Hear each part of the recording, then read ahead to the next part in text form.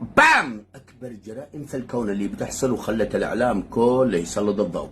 يعني بيني وبين الله طفلة أم السنتين مولانا يأخذ ويلعب بها لعبا جنسيا وهو عمره 30 سنة مولانا. فقط كل اللي يسوي شنو؟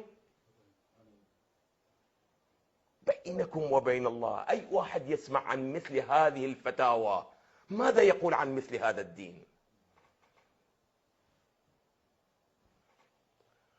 هسه من باب المشكبة همتنا أخذته الحمية مولانا وماذا افتضها. شوفوا ماذا يقول.